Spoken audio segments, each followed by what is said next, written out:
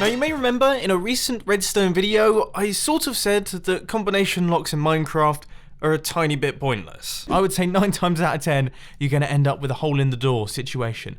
Doesn't matter how many millions of billions of possible combinations you have, nothing's going to beat the pickaxe. But then that got me thinking, I wonder if I can create an entire system that is fully hidden away. So not only is the door hidden away, but also the combination lock itself is hidden away as well. So the player has to find the combination lock, solve the combination lock to open the hidden door that they can't actually see. Yeah, it seemed like a pretty interesting concept. Now the first idea that I came up with is this little thing right here, and I like to call it the Hoe activated spinning combination lock. If we just till this soil right here, you can see that the entire thing kicks into action and this block swaps around. So now we have dirt. If we do it again, we have a coal block. If we do it again, it will flick over to andesite. And there you can see our redstone lamp has turned on, because that is actually the correct block that we want to be here. Now if we just take a quick look inside this mess of redstone that we have out the back here, the way that this thing functions is we've got 2 piston feed tapes. One of them has the different colored blocks in there, and then the other one stores the information for the correct combination. This is very standard spinning combination lock stuff. However, the thing that makes it interesting is that we have got this sticky piston here that is in the mix there that is pushing the block outwards so that it is flush with the wall. And then of course we also have the hose switch activation mechanism, which is all happening in this area. All of this comes together to create a completely hidden away combination lock that no one is going to be able to find. With this single module, we have 6 possible combinations for our combination lock. Not exactly Fort Knox, is it? However, with this setup, 4 modules, we have got 1,296 possible combinations. That would take quite a long time to solve manually. Now obviously you wouldn't have to line them up in a line like this, you would dot them around a cave system and get them correct throughout to open up your hidden piston door, but that's the sort of concept we're going for. Now it's time for a quick tutorial to show you how to build this thing, and if you don't want to watch the tutorial and you just want to see the next design, just skip a couple minutes ahead in the video. But anyway, what we need to do is we need to place a couple blocks up like this. This is going to create our hose switch, and we're going to have a repeater set to 4 ticks heading off in this direction, another repeater set to 4 ticks heading off in this direction. Then we're going to have a block up like this, redstone torch, a sticky piston, and then our wall block right there. And if we were to till this soil, that will turn that dirt transparent, meaning they will unpower these repeaters. This piston will then extend, breaking that tilled soil, or at least untilling it, turning it back into a solid object, which will then power these repeaters, which will unpower this piston, retracting the block back. That's how the hose switch works. From there, we're going to be taking an observer output from this redstone torch that's going to be running into this sticky piston, which is going to be retracting this block so that it can be pulled into the piston feed tape. And now we're actually going to construct the piston feed tape itself. So you want to place a regular piston facing downwards on both of these areas right here. We then want to place 2 regular pistons facing across just like that. So the blocks are going to wrap around like this. We're then going to have 2 regular pistons facing upwards around about here. And then we're going to have 2 regular pistons facing across just like that to create a cycle that goes around this central section. This is the inside of the piston feed tape, and then we're going to wrap the blocks around it. But before we do, we have to connect up these pistons. And to do that, we're going to be using a ton of observers. So prepare yourselves for that. And I just want to mention, if you do begin to get behind, please do pause it, okay? Because I get a lot of comments saying that they can't keep up. Just pause the video and you'll be able to follow along nicely. But anyway, what you want to do is place a block with redstone dust and then a block on top of that redstone torch. We're then going to place a sticky piston facing across, an observer facing in this direction towards these pistons, and then we're going to have a repeater set to 3 ticks running into this block. That will do both of those pistons.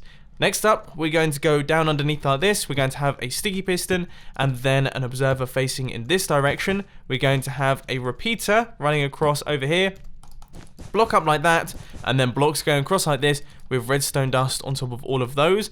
That will do all of those pistons. Then down underneath this, all we have to do is just place in blocks going across like that and redstone dust there. Now, if you're wondering how on earth that's getting powered, it's because this sticky piston will extend, pushing the observer down. That will power that block, which will power this redstone. So that's going to be powering those pistons. And then finally, we're going to be using the same principle to power these pistons over here. So we're going to take a redstone output from this block. Obviously, this block gets powered, and then that powers this redstone. We're then going to have a repeater set to 3 ticks, a block up like this, and then we're going to create a 2x2 area down at the bottom here with repeaters running into these blocks, and that will do those final pistons as well.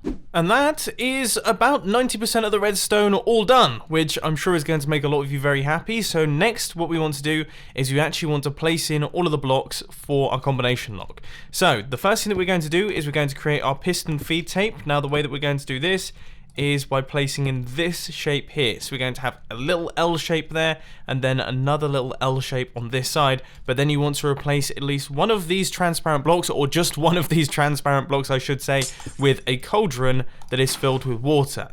And this is going to be deciding what is the correct combination. This is how the machine is going to know when you have the correct block out in this area over here. So then the next thing you want to do is you want to fill in all of your blocks. So we're going to have stone, we're going to have granite, we're going to have diorite, andesite, dirt, and then we're going to have coal that is going to be out here. Now the reason that this is out here is because this piston will retract this block and then it will spin the feed tape and then it will push that block back out. And the reason that I'm using these blocks is because they fit in naturally with a cave. Obviously if you're not in a cave, then don't use these blocks, use something else. Right, so now that that's all done, that is everything completed. So we can cover up this wall right here and also cover up this area as well. And when we till this soil, we should see that the entire system kicks into action, it spins our blocks around, and everything seems to be working perfectly. Now, the only thing that we have left to do is to actually detect our cauldron in this glass wheel over here, and the way that we're going to do that is we're going to take a block, and then we're going to have a comparator running out like this, and that means that when the cauldron is in front of this block, this comparator will detect an output and it will send it through a redstone line. Now if you only have one of the modules, then you don't really have to do anything from here. You can just take the redstone output out and it will run out into whatever system you want. But if you have multiple ones, then you're going to have to run them out into an AND gate, which is a system that looks a little bit like this. Once all of these combinations are correct, all of these redstone torches will turn off, which means that this entire redstone line will turn off, and then you can just take a redstone torch output just like that, and that will activate, but only when you have the correct combination in each and every one of these. Whew, that was a long tutorial. I think it's time to take a look at something just a tiny bit simpler now, and this is a bit of an interesting take on the old lever combination locks. I'm sure we've all seen lever combination locks before. They're all very simple to build, but the issue is the levers are right there, and any player that walks into your base will be able to see them, probably break them, and then break through the door getting into your base. So what if you hide the lever combination lock and turn it into a redstone torch key combination lock? So if we place in redstone torches going all the way across like this, you can see our redstone lamp hasn't turned on. If we take out both of these, then absolutely nothing happens. The only way that we can get the redstone lamp to turn on is by placing in this combination of redstone torches, and obviously you can change that combination depending, because this is quite a simple once again. In terms of the tutorial, this one should be relatively simple because it's just made up of two different modules that you can use. One where you do want a redstone torch to be placed, which is that one, and one where you don't want a redstone torch to be placed, which is this one right here. And all of them connect up to one line going through the center, which makes up our AND gate, which is going to tell the system when we actually have the correct combination. So, any areas where you want the player to place a redstone torch, build this one, take your screenshots now, and any areas where you don't want a redstone torch to be placed, build this one. Take your screenshots now. One important thing to note about this design here, you may notice this lever out the back. This isn't actually used for anything. This lever is just to redirect the redstone, because if I didn't have it there, this would be a redstone dot, and it would power this piston, which isn't what we want, because this is meant to be a redstone line. And just as a quick note before we move on, this little design right here has 32 possible combinations, but if you were to double it in size, then it would have 1024 possible combinations. It's not exactly in the gazillions, but it might keep some of your friends out. However, if not being in the gazillions of numbers of possible combinations isn't good enough for you, then this is the design that you want to be using. An item filter. A hidden under the floor item filter.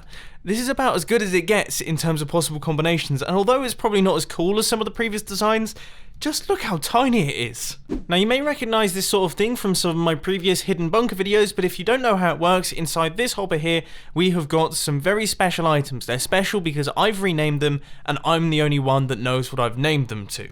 Now if we try and throw any item on top of this slab, it's not going to be dropping in. Even if we get a completely standard diamond and throw it on top, exactly the same item as this thing, you can see that it's not going to be going into that hopper because it doesn't have this very special name.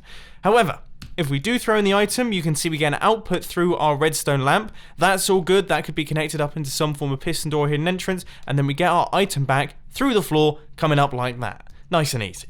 It's time for a super fast tutorial. What we need to do is place a dropper facing upwards like this. We're then going to grab ourselves some hoppers and place 2 of those facing across like that, block up like this, and then a hopper facing across like this. Then we're going to take a comparator output that's going to be running out into a block with blocks going across like this, 3 bits of redstone dust running across there. We're then going to have a repeater that's running into a block with a redstone torch on the side. That's going to make up our item filter.